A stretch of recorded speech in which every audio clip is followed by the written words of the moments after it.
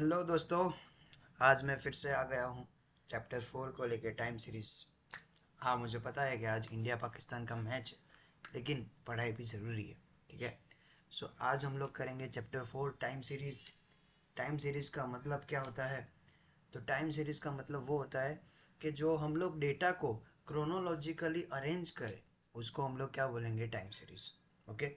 जैसे हम लोग पूरा कॉन्सेप्ट पहले समझते हैं कि भाई टाइम सीरीज का मतलब क्या होता है। जैसे आपने एसएस में पढ़ा होगा कि भाई क्रोनोलॉजिकल ऑर्डर क्या है। पहले ईस्ट इंडिया कंपनी आई, उसके बाद पहली रेलवे आई, फिर जलियांवाला बाग हुआ, साइमन कमीशन हुआ, और उसके बाद क्या हो गया? इंडिपेंडेंट हो गया इंडिया। ठीक है। तो सर इस चैप्टर में ये कुछ ये पढ़ना है? नहीं, ये नहीं पढ़ना है। मेरा कहने का मतलब ये है कि यहाँ पे जितने भी ईयर है, ईयर वाइज जो भी डेटा हम लोग कलेक्ट करते हैं, तो उसको हम लोग क्या बोलते हैं? Time series. तो ये हमारी टाइम सीरीज थी कि जिसमें इंडिया ने ये कुछ स्ट्रगल किया, ये साल में स्ट्रगल किया, और फिर उसके बाद 1947 में हम लोग आज़ाद हुए, और उसके बाद दो देशों की रचना हुई।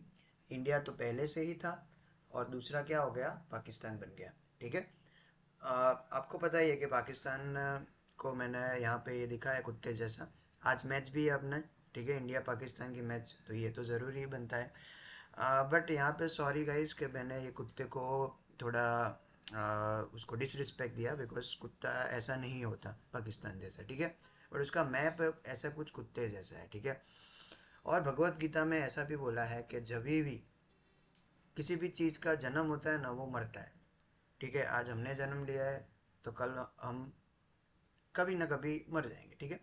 बट वैसे ही ये पाकिस्तान ने जन्म लिया है, तो कभी ना कभी तो मर ही जाएगा। इंडिया तो पहले से ही था, देखो भैया, इंडिया तो पहले से ही था। पर जन्म किसका हुआ था? पाकिस्तान का। ठीक है। तो आप समझ जाओ। फिर उसके बाद हाउस द जोश। Hi sir. फिर अभी क्रिकेट की ही बात हो रही है, तो विराट कोहली का ये क्रोनोलॉजिकल ऑर्डर में हमने ये इसको डेटा को अरेंज किया है कि भाई 11 में ऐसा था, 12 में ऐसा था। ठीक है। तो ऐसे भी हम लोग अरेंज कर सकते हैं, या फिर उसकी ओडीआई एवरेज को अगर हम लोग दिखाना हो तो हम लोग ऐसे इसको दिखा सकते हैं।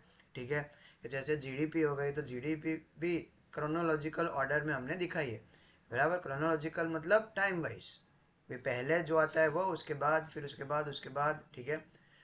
जैसे आप इंस्टाग्राम पे भी ये देखते हो कि भाई आपने कितना टाइम स्पेंड किया, तो वो भी आपका क्या है? टाइम सीरीज है। बराबर। ओके।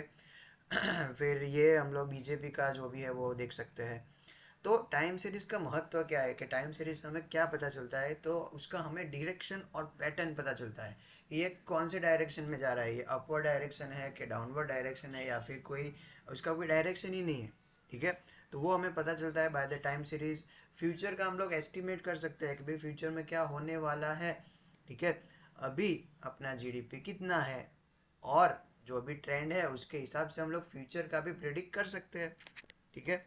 फिर इंपॉर्टेंट डिसीजन ले सकते हो कि भाई हाँ भाई अभी ये स्थिति है, तो अभी आगे कौन से डिसीजन लेना है। तो ये based on the data, based on the chronological data, हम लोग इंपॉर्टेंट डिसीजन ले सकते हैं। ठीक है। गवर्नमेंट भी इंपॉर्टेंट पॉलिसी डिसीजन ले सकती है। और लास्ट क्या है? That is a comparative study. जो दो इंडस्ट्री है वो अपनी कंपेरेटिव स्टडी कर सकती है by this time series. Okay. तो ये इसका महत्व है। उसके बाद डेफिनेशन ऑफ टाइम सीरीज क्या है? उसकी definition: a time series is a set of observation taken at a specified time period, it is called the time series. Okay. So her bar 1 mark में सेक्शन बी में ये सवाल होता ही है, what is time series? ठीक है। What is time series? तो time series is a set of observation taken at a specified time period, it is called the time series. Okay. उसके बाद थियरी के प्रोस्पेक्ट से हम लोग देखें तो कंपोनेंट्स ऑफ टाइम सीरीज क्या है? तो कंपोनेंट हमारे टोटल 3 टाइप के हैं। सबसे पहला है लॉन्ग टर्म मूवमेंट, और उसको हम लोग ट्रेंड बोलते हैं, लॉन्ग टर्म कंपोनेंट। दूसरा है शॉर्ट टर्म कंपोनेंट, जिसके 2 टाइप है, सीजनल और साइक्लिक। सीजनल और साइक्लिक। और लास्ट क्या है? That is irregular. इरेगुलर मतलब ऐसा कि जिसको हम लोग प्रिडिक्ट नहीं कर सकते। वो लॉन्ग टर्म भी हो सकता है, वो शॉर्ट टर्म भी हो सकता है, वो पता नहीं वो क्या होगा। तो इसीलिए इसको हम लोग इरेगुलर मूवमेंट बोलेंगे। ओके। सबसे पहले हम लोग स्टार्ट करते हैं फ्रॉम द ट्रेंड। ट्रेंड वो बहुत ही लॉन्ग पीरियड ऑफ टाइम होता है। जैसे मैं आपको एग्जांपल दूं कि लिटरेसी रेट, भारत में लिटरेसी रेट क्या वो एकदम से चेंज हो गई? नहीं, अभी अपना भारत धीरे धीरे धीरे क्या हो रहा है, ग्रो कर रहा है। तो लिटरेसी रेट भी क्या हुआ, धीरे धीरे धीरे धीरे बढ़ा। एकदम से तो वो चेंज नहीं होगा। तो उसको हम लोग क्या बोलेंगे, लॉन्ग टर्म कंपोनेंट, कि जिसका चेंज लॉन्ग टर्म में आपको दिखता है। बराबर, ओके। इसमें आपको कंटिन्यूस इंक्रीज या फिर डिक्रीज देखने को मिलेगा। जैसे मैं बोलूँ कि डेथ रेट, इंडिया में जो डेथ रेट है, क्या वो एकदम से कम हो गया है? नहीं, वो धीरे धीरे धीरे क्या हो गया, कम हो गया। पहले बहुत ज़्यादा था। Over the period of time 1947 से आज हम लोग 2025 में है, so over the period of time वो डिक्रीज हुआ है। बराबर, एकदम से वो चेंज नहीं होता। ऐसे जो भी वेरिएबल होता है वो एकदम से चेंज नहीं होते। हाँ, बीच में इंटरमिटेंट चेंजेस हो सकते हैं, उसको हम लोग इग्नोर करेंगे। जैसे मैंने अभी बोला डेथ रेट, तो डेथ रेट 2020 में क्या हो गया था, बढ़ गया था। क्यों? Because of Covid. तो बीच में पिक्चर कुछ और हो सकता है, लेकिन आप ओवरऑल पिक्चर देखो, आप बड़ा पिक्चर देखो, लार्ज विजन देखो, तो उसमें आपको क्या देखने को मिलेगा कि ओवरऑल क्या है, डेथ रेट डिक्रीज हो रहा है। ठीक है, तो ये लॉन्ग टर्म कंपोनेंट का ये सारी थियरी है। देखो यहाँ पे आपको एग्जांपल भी दिया है। उसके बाद next, very long period of time. बराबर, लॉन्ग पीरियड तो वो क्या होता है, वो रिलेटिव टर्म है। इट डिपेंड्स कि लॉन्ग टर्म क्या होता है। तो लॉन्ग टर्म 10 से 15 साल होते हैं। जैसे एग्रीकल्चर को ट्रेंड को अगर आपको आइडेंटिफाई करना है कि एग्रीकल्चर में क्या ट्रेंड है, ठीक है, तो हमें 10 से 15 साल लगेंगे, तो वो उसका लॉन्ग टर्म हो गया। बट अगर इलेक्ट्रॉनिक गुड्स की बात करें तो वो 4 से 5 साल में हमें उसका ट्रेंड हमें पता चल जाता है। ठीक है, तो ये एमसीक्यू या फिर वीएसक्यू के लिए ज़रूरी है। 10 से 15 साल फॉर एग्रीकल्चर यील्ड एंड 4 से 5 साल फॉर इलेक्ट्रॉनिक गुड्स। ओके, तो इतने साल लगते हैं। सो दैट्स वाई इट्स यहाँ पे क्या बोला, it is a relative term. तो अलग अलग आइटम के लिए अलग अलग लॉन्ग टर्म पीरियड हो सकता है। So it is a relative term. ठीक है, कंटिन्यूस इंक्रीज और डिक्रीज होता है, जिसको हम लोग लिनियर ट्रेंड भी बोलते हैं। बराबर, जिसमें इनिशियली वो स्लो होता है, इंक्रीज और डिक्रीज, और धीरे धीरे धीरे वो क्या होता है, बढ़ता या घटता रहता है। वो नॉन लिनियर और कर्वी लिनियर भी हम लोग बोलते हैं। और जिसको हम लोग कैसे डिनोट करेंगे, by T T. T for trend और टी फॉर टाइम। तो टी टी ऐसे हम लोग डिनोट करेंगे। तो ये हमारा पहला हो गया, दैट इज ए ट्रेंड। फिर दूसरा क्या है, तो शॉर्ट टर्म आएगा। तो शॉर्ट टर्म में अगर आपको पता हो तो सबसे पहला क्या आ गया, सीजनल कंपोनेंट। बराबर, नाम से ही पता चलता है कि वो सीजन में होता है, रेगुलरली होता है। ओके, इसकी इफेक्ट सीजनल कंपोनेंट में आपको दिखती है। बराबर, period of oscillation, period of oscillation means period of change. इसका पीरियड ऑफ चेंज क्या होगा, लेस देन 1 ईयर। बराबर। सर कैसे, कि जैसे कोई भी सीज़न आई, तो सीज़न तो हर साल आती है। ठीक है, तो हर साल आती है, तो वैसे क्या होगा कि जब भी सीज़न आएगी तब कोई एक चीज़ की सेल्स बढ़ेगी। जैसे फॉर एग्जांपल, अभी गर्मी की सीज़न आएगी, तो एसी का सेलिंग बढ़ेगा। बराबर, तो अभी सीज़न आई तो एसी का सेलिंग बढ़ा। बराबर, फिर धीरे धीरे धीरे सीज़न जा रही है तो एसी का सेलिंग कम होगा। फिर से नेक्स्ट सीजन आएगी, एसी का सेलिंग बढ़ेगा, उसके बाद वो कम होगा। तो ये जो चेंजेस होता है, ये जो ऑसिलिएशन होता है, वो रेगुलर होता है। ओके, रेगुलर कंपोनेंट हम लोग इसको प्रिडिक्ट कर सकते हैं कि भाई हाँ ऐसा हो सकता है। बोल, पता चला? Okay, I hope you are getting this point. ये एकदम रेगुलर होता है, ऑलमोस्ट सर्टेन होता है कि आपको पता ही है अभी होली आएगी, तो होली के रिलेटेड जो भी सामान है वो बिकेगा, वो आपको पता है। अभी होली चली जाएगी तो उसके बाद वो सामान नहीं बिकेगा। दिवाली आएगी तो पटाखे बिकेंगे ज़्यादा से ज़्यादा, फिर उसके बाद उसका सेलिंग कम हो जाएगा। ठीक है, तो इसको हम लोग डिनोट करेंगे एस टी से। एस मतलब सीजनल, टी फॉर टाइम। बराबर, अभी सीजनल दो टाइप के होते हैं, अभी मैंने जो एग्जांपल दिया, एक होता है नेचुरल और दूसरा होता है man made. Okay, natural factor की वजह से अगर जो चेंजेस आते हैं तो उसको हम नेचुरल फैक्टर बोलते हैं, और ये है क्या, मैन मेड। ओके, इसमें आप एग्जांपल देख सकते हो। इसका ग्राफ ऑलमोस्ट सर्टेन होता है, ऐसा कुछ होता है सर्टेन। फिर दूसरा क्या है, साइक्लिकल। नाम से ही पता चलता है कि ये क्या है, साइक्लिकल है। कि जिसमें इसका जो वेरिएशन होगा, इसका जो चेंजेस होगा वो 1 साल से ज़्यादा होगा, but still it is a short term. Okay, less regular होगा, ये साइक्लिकल का एग्जैक्ट आप प्रेडिक्ट नहीं कर सकते कि भाई ऐसा ही होगा। जैसे आप साइक्लिकल का प्रेडिक्ट कर सकते हो कि भाई ऐसे ऊपर नीचे एग्जिट होगा, वैसे साइक्लिकल का आप प्रेडिक्ट नहीं कर सकते। ओके, इसका जो पीरियड ऑफ ऑसिलेशन होगा इसको आप अंडरलाइन करना कि 2 to 10 years हो सकता है, और कई बार ये 10 से 15 साल भी होता है, but still it is a short term component. 2 से 10 साल भी हो सकता है, या 10 से 15 साल भी हो सकता है। ठीक है, साइकिल मतलब क्या? तो साइकिल 4 स्टेज से पास होती है। आपने अगर इकोनॉमिक्स में पढ़ा हो तो डिप्रेशन, डिप्रेशन मतलब लोवेस्ट पॉइंट, उसके बाद धीरे धीरे वो अप होता है तो उसको हम लोग रिकवरी बोलते हैं। एक पीक पॉइंट पे पहुंचता है उसको हम लोग बूम बोलते हैं, फिर उसके बाद वो फिर नीचे जाता है उसको हम लोग रिसेशन बोलते हैं। तो रिसेशन के बाद डिप्रेशन आता है जो एकदम लोवेस्ट पॉइंट पे आता है, फिर उसके बाद वो क्या होता है, बढ़ता है। तो ये जो साइकिल है वो साइकिल चलती रहती है, और इसका जो टाइम पीरियड है वो 2 से 10 साल या 10 से 15 साल हो सकता है। ओके, तो इसको हम लोग क्या बोलेंगे, साइक्लिकल। ठीक है, ट्रेड एंड फाइनेंशियल मैटर में ऐसा कुछ आपको देखने को मिलेगा, शेयर प्राइस में ऐसा मिलेगा आपको, इकोनॉमी में ऐसा देखने को मिलेगा। ओके, जिसको हम लोग डिनोट करेंगे सीटी से। और लास्ट कंपोनेंट क्या है, दैट इज अ रैंडम और इरेगुलर कंपोनेंट। मतलब ऐसा कंपोनेंट, ऐसी वैल्यूज जो अनप्रिडिक्टेबल है, ऐसे चेंजेस है जो अनप्रिडिक्टेबल है, जो हमने प्रिडिक्ट नहीं किया था।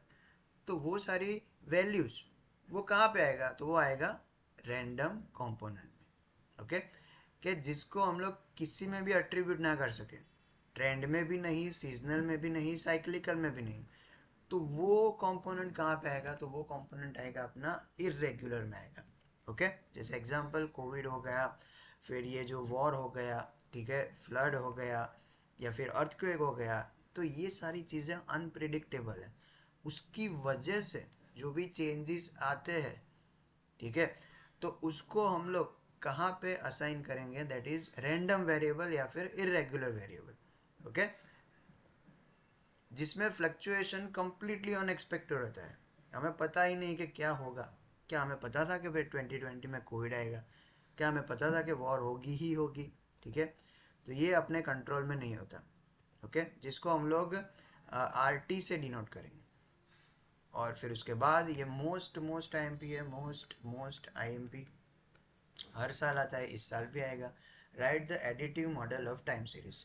तो कई बार ये 2 मार्क में आता है। ठीक है, तो आपको ऐसा कुछ लिखना है, उसके बाद आपको ये फॉर्मूला लिखनी है, Y T is equal to T T plus S T plus C T plus R T.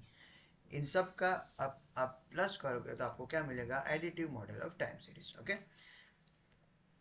तो ये था अपना पूरा थोड़ा थियरी, इस चैप्टर का इंपॉर्टेंट थियरी भी हो गया। अभी हम लोग सम पे जाते हैं। अभी method of determining trend, 3 method है, graphical method, method of least square and method of moving average. Okay, तो ग्राफिकल मेथड हम लोग नहीं कर रहे हैं, हम लोग कौन सी मेथड कर रहे हैं, method of least square. Method of least square, what is the formula? तो चैप्टर 3 अगर आपको आता हो तो वही फॉर्मूला है। क्या फॉर्मूला? तो वाई के is equal to A plus B X था। क्या था चैप्टर 3 में, वाई के is equal to A plus B X. तो यहाँ पे x की जगह पे जहाँ पे भी x दिखाई दे ना, वहाँ पे आपको क्या लिख देना है, t। x की जगह पे t आ जाएगा। तो देखो ये फॉर्मूला हो गई, y के is equal to a plus B T. यहाँ पे x था, x की जगह पे क्या आ जाएगा, t आ जाएगा। ओके, फिर b में भी same n sigma X Y minus sigma X into sigma Y, ऐसा ऐसा एक फॉर्मूला थी। तो इसमें भी सेम कि भाई x की जगह पे क्या हो जाएगा, t हो जाएगा। यहाँ पे भी x की जगह पे t हो गया। ओके, तो ये b की फॉर्मूला है। और a की फॉर्मूला क्या थी, अगर याद हो तो y बार माइनस बी एक्स बार, ये a की फॉर्मूला है।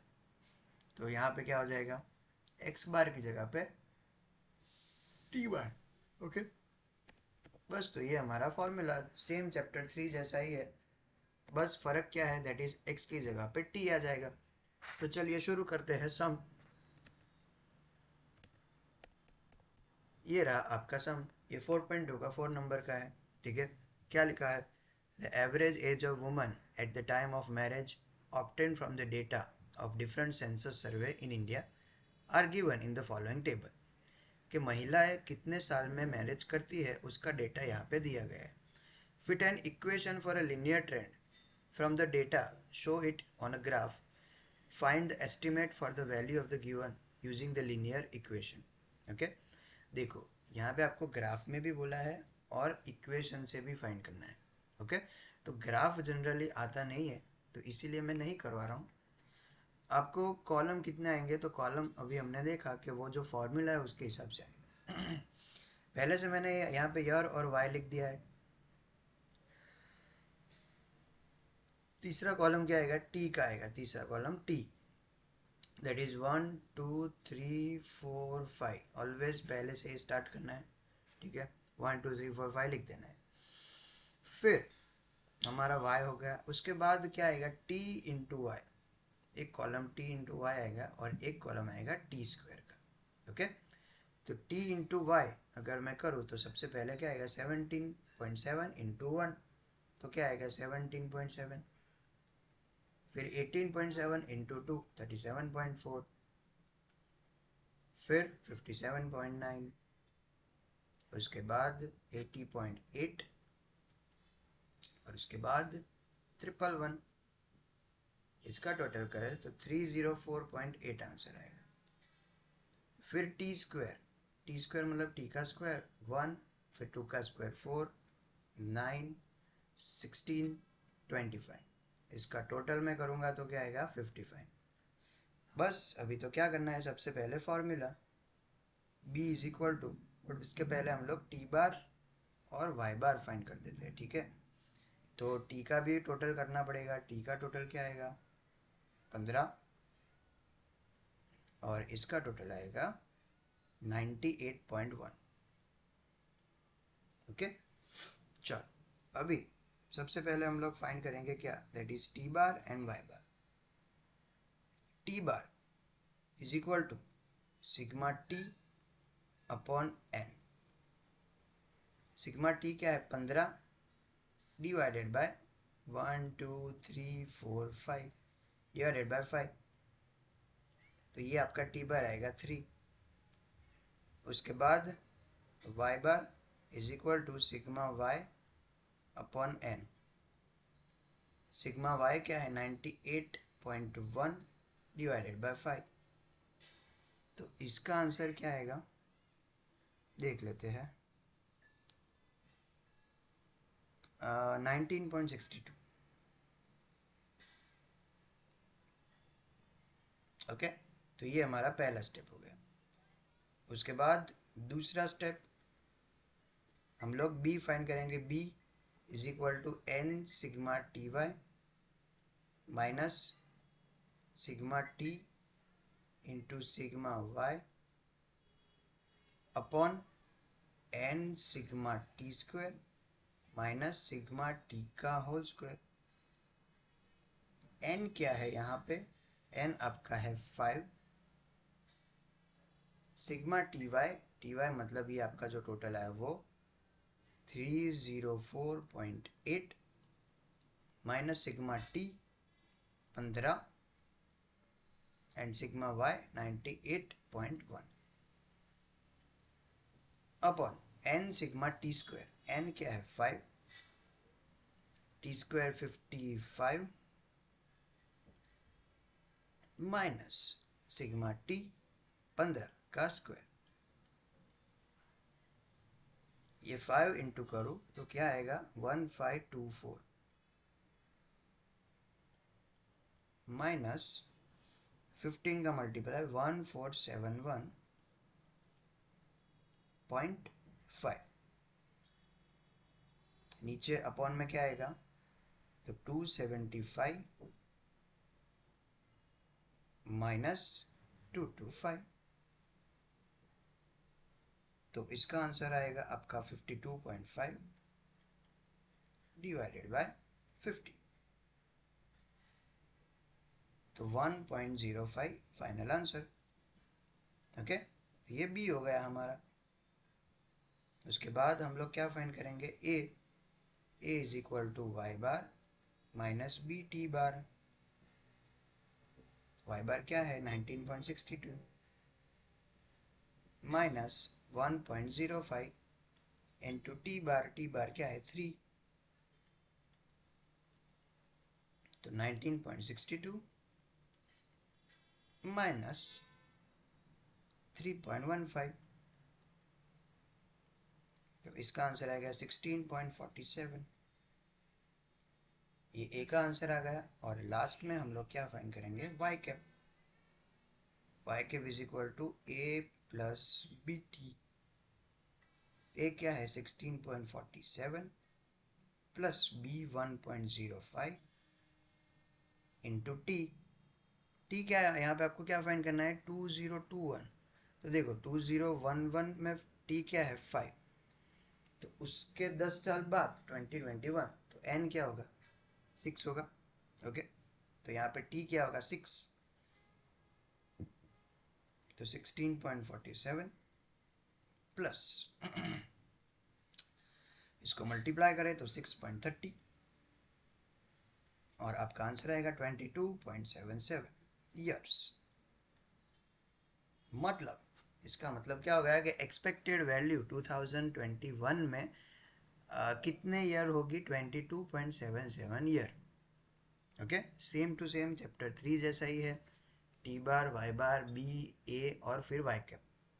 ठीक है, और नीचे आपको एक स्टेटमेंट लिख देना है कि एक्सपेक्टेड वैल्यू आपकी इतनी रहेगी।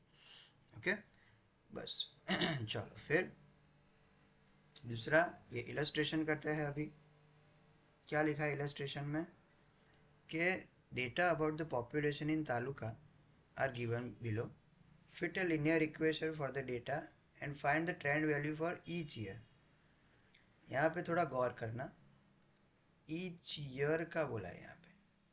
ठीक है, each year मतलब क्या कि भाई सारे ईयर का आपको फाइंड करना है, तो फिर एक कॉलम आपका ज़्यादा आ जाएगा, बराबर।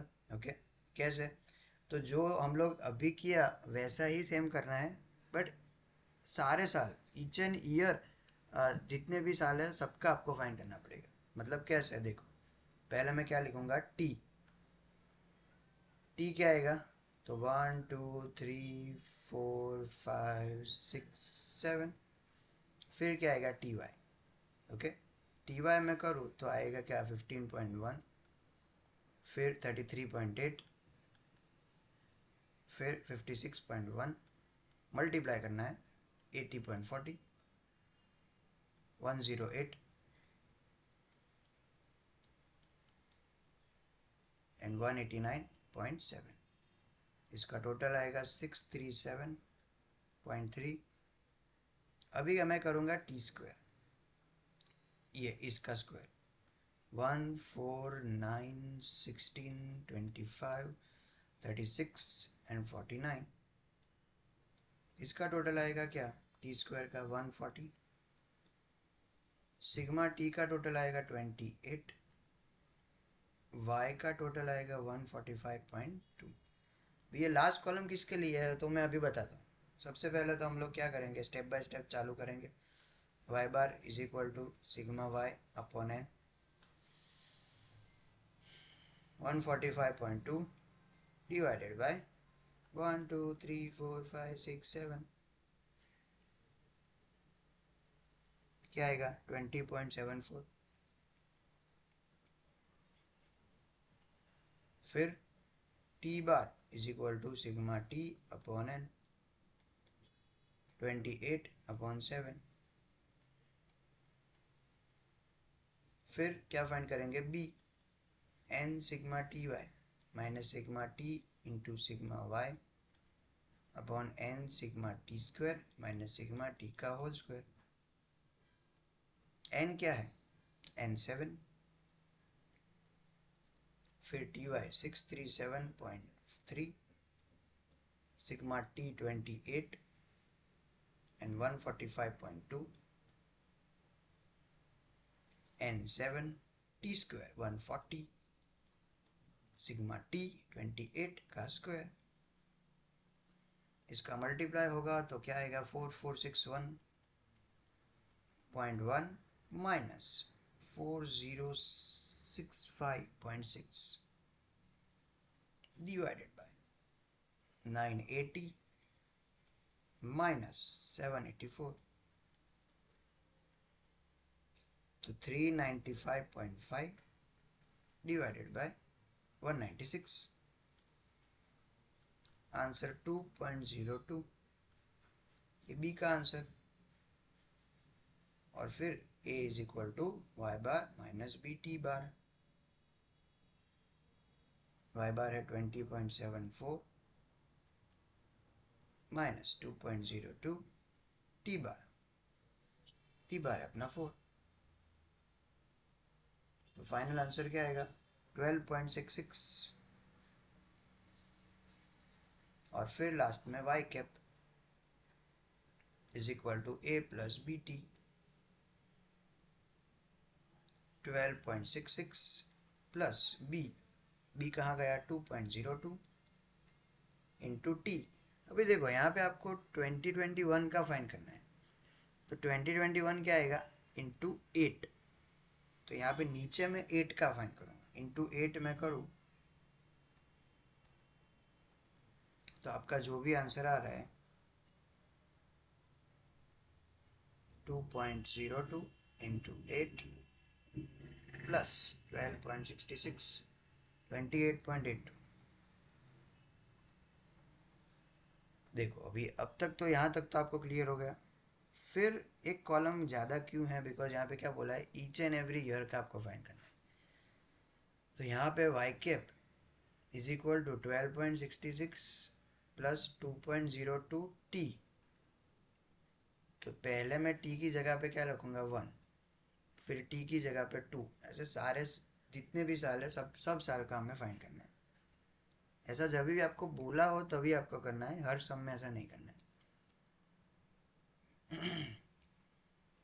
तो वैसा अगर यहाँ पे देखो मैंने 8 किया ना, वैसे यहाँ पे आपको 1 2 3 4 ऐसे लिखना है। जो भी आंसर आए वो आपको लिखना है।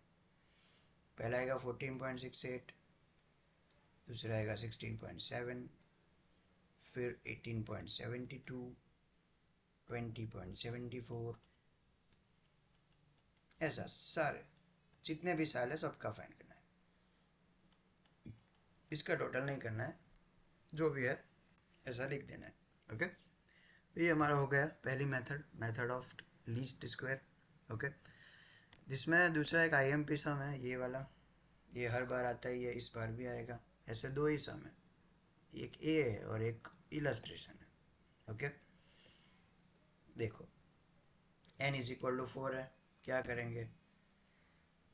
तो n इज इक्वल टू 4 है तो अपना t क्या आएगा? t is equal to 1 2 3 and 4।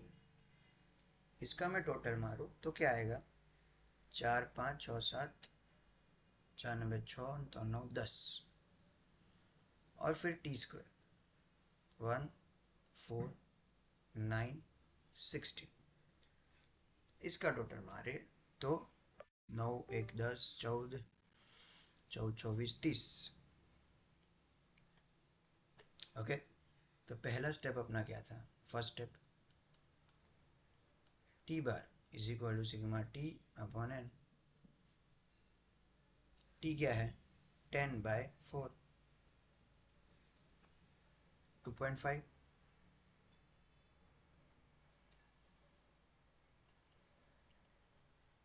फिर दूसरा y bar is equal to sigma y अपॉन n 270 डिवाइडेड बाय 4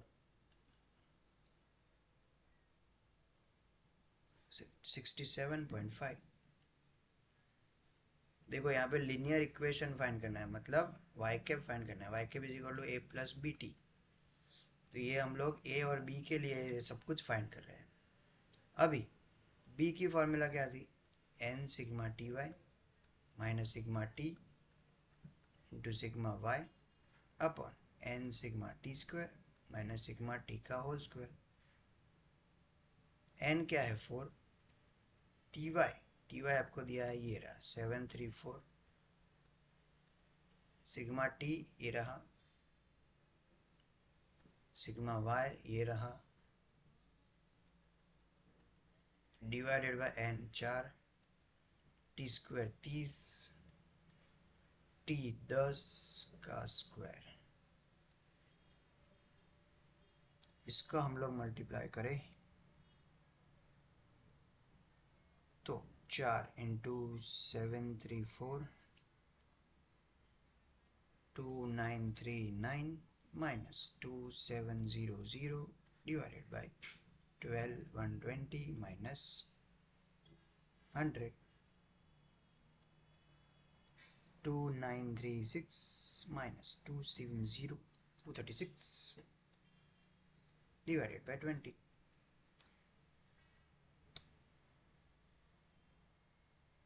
$11.8. उसके बाद क्या फाइंड करेंगे? a is equal to y bar minus bt bar 67.5 minus 11.8 into t bar 2.5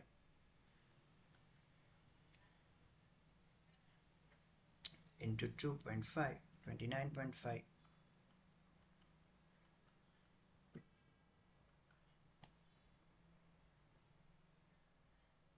38 answer.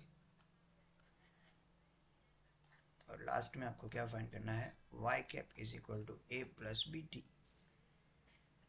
38 plus 11.8 t, ये final answer. Most most most IMP, ऐसा एक सम होगा ही होगा, गारंटी के साथ मैं बोल देता हूँ। ठीक है, चलिए जी, उसके बाद हम लोग करते हैं मेथड ऑफ मूविंग एवरेज, जिसमें 3, 4 और 5 साल का आता है। ठीक है बहुत ही सिंपल है, 3, 4, 5, 3 और 5 सिंपल है, 4 में थोड़ा डिफिकल्टी है। सबसे पहले हम लोग करते हैं 3 साल का। 3 साल में आपको सबसे पहले तो टोटल मानना है, 3 मंथली टोटल, और उसके बाद एवरेज आएगा।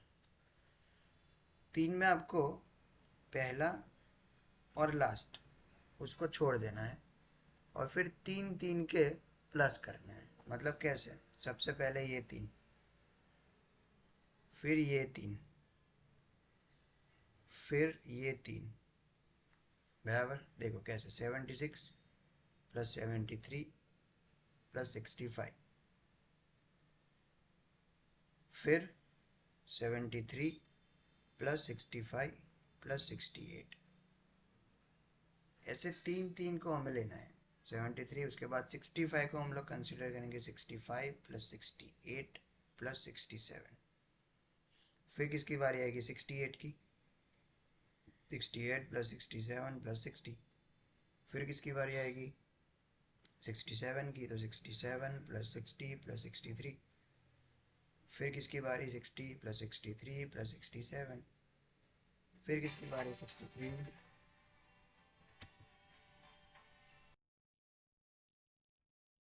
बस। तो वैसे ही आपको तीनों का प्लस कर देना है, और प्लस करने के बाद डिवाइडेड बाय 3 कर दो, तो उसका जो भी एवरेज आएगा वो आपका फाइनल आंसर।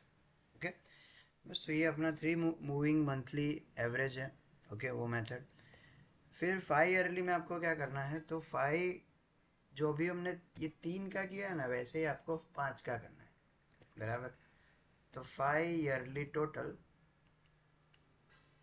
एंड फिर लास्ट में क्या करना है? इसका average.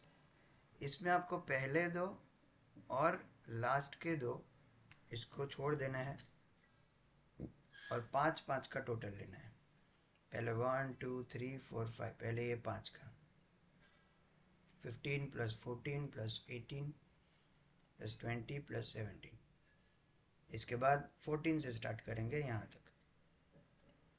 14 plus 18 plus 20 plus 17 plus 24, उसके बाद 18 प्लस 20 प्लस 17 प्लस 24 प्लस 27, उसके बाद 20 प्लस 17 प्लस 24 प्लस 27 प्लस 25, उसके बाद 17 प्लस 24 प्लस 27 प्लस 25 प्लस 23।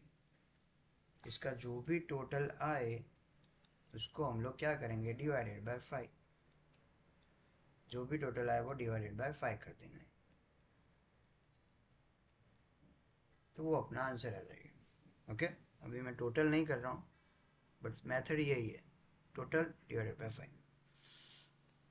और जो लास्ट मेथड है मोस्ट टाइम पे 4 मंथली मूविंग एवरेज, ये अपना इलस्ट्रेशन 10 है। ये डिट्टो डिट्टो इलस्ट्रेशन कई बार पूछा गया है, ठीक है। अभी यहाँ पे मैंने पूरा इलस्ट्रेशन नहीं आया है, एक लास्ट इंफॉर्मेशन रह गई है, ठीक है। Due to this non availability of space, इसमें थोड़ा मुमकिन नहीं था, बट हाँ मैं आपको कॉन्सेप्ट सिखा देता हूँ कि कैसे आएगा। ओके, देखो सबसे पहले तो यहाँ पे 4 वीकली टोटल आएगा। पहले तो आपको ये पूरा लिख देना है, एक एक स्पेस छोड़ के, एक एक लाइन को छोड़ के ही लिखना है कंपलसरी, बराबर। एक एक लाइन छोड़ के फिर ये सेम टू सेम डेटा दिया है आपको। फिर पेयर वाइज हम लोग करेंगे और फिर 4 वीकली एवरेज करेंगे। ध्यान से देखना यहाँ पे, ठीक है। देखो अभी सबसे पहले हम लोग कौन सी स्पेस छोड़ेंगे, तो पहली और दूसरी के बीच में ये वाली, और लास्ट जो 9th और 10th इसके बाद वाली है वो स्पेस हम लोग छोड़ेंगे। यहाँ पे जगह नहीं है इसीलिए मैंने ऐसा किया है। 9 के बाद जो जगह होगी वो, और फिर उसके बाद आपको 10 लिखना है, बराबर, ध्यान रखना। अभी ये 2 और 3 इसके बीच में हमें लिखना है, वहां से लिखने का स्टार्ट करना है, ठीक है।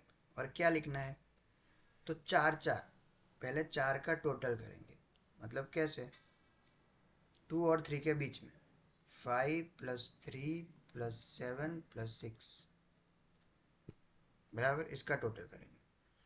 फिर किसके बीच में आएगा, 3 और 4 के बीच में, 2 और 3, फिर 3 और 4, उसमें अभी 4। अभी पहले ये लिया था 1 2 3 4, अभी ये लेंगे 1 2 3 4, बराबर। क्या आया, 3 + 7 + 6 + 4। फिर नीचे 7 से लेंगे, वो 4 और 5 के बीच में, तो वो क्या आएगा, 7 + 6 + 4 + 8। फिर उसके नीचे कहाँ से लिखेंगे, तो 6 + 4 + 8 + 9। फिर उसके नीचे 4 + 8 + 9 + 10। फिर उसके नीचे 8 + 9 + 10 + 8। और फिर उसके नीचे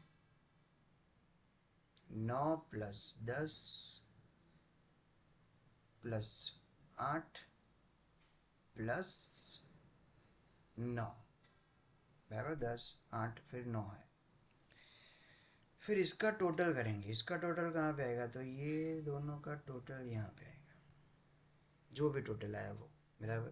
देखो पहले का टोटल क्या है, 21, और इसका टोटल है 20। सबका टोटल मैं लिख देता हूँ, ये 25 27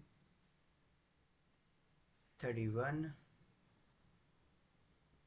ये 35, ये 36। अभी इन दोनों का पेयर वाइज टोटल करना है, ये इसके बीच में आएगा, बराबर। Pair wise total 21 + 20 41। फिर ये बीच में 20 + 25 45। फिर 25 + 27 52। फिर बीच में 27 + 31 58। 31 + 35 66, एंड 35 + 36 71। और फिर उसके बाद हम लोग डिवाइड करेंगे 41 डिवाइडेड बाय 8। सर 8 क्यों किया, बिकॉज पेयर है, 4 और 4 ये दोनों की पेयर है, तो ये पेयर बन गई, तो टोटल क्या है आपका, 8 आया, क्योंकि 4 पहले और बाकी के 4 पेयर हमने इसका टोटल किया, तो इसीलिए डिवाइडेड बाय क्या आया, 8 आया। सबका कंफ्यूजन होता है, सर यहाँ पे डिवाइडेड बाय 8 क्यों किया, बिकॉज ये पेयर है इसीलिए। फिर 45 डिवाइडेड बाय 8, यहाँ पे भी सेम 5.63। फिर 52 डिवाइडेड बाय 8 6.5। डिवाइडेड बाय क्या करना है, 8 करना है, ध्यान रखना है। फिर 7.25, 8.25 एंड 8.88, बराबर। तो ये 5 मार्क में आता है। कितने मार्क में, 5 mark. Method of moving average, same method, same to same, बस खाली स्पेस में ध्यान रखना। पहले दूसरा और दूसरे के बीच में, फिर तीसरे सेकेंड और तीसरे के बीच में टोटल, और फिर थर्ड से स्टार्ट करना है पेयर वाइज, और फिर उसी के लाइन में आगे उसका डिवाइड बाय 8 करना है। Same to same method 5 mark में हमेशा आता है, ठीक है। आई होप आपको ये क्लियर हुआ होगा। फिर भी एक दो बार देख लेना अगर पता ना चला हो तो। बस तो यही था अपना चैप्टर 4 पूरा हो गया। टाइम सीरीज 12 मार्क का चैप्टर है, बहुत ही सिंपल इजी है और इसमें आप मार्क्स खींच सकते हो। अभी हमारे रैपिड रिवीजन में सिर्फ एक ही चैप्टर बाकी रहा, दैट इज़ डिफरेंशिएशन, बराबर। वो डिफरेंशिएशन मैं कल डाल दूंगा तो अपना पूरा रिवीजन हो गया। उसके बाद हम लोग लाइव सेशन चालू करेंगे और जिसमें आपके जो भी पर्सनल डाउट है वो सारे सॉल्व मैं करवाऊँगा, ठीक है। तो तब तक के लिए मिलते हैं फिर नेक्स्ट लेक्चर में। थैंक यू सो मच, जय हिंद।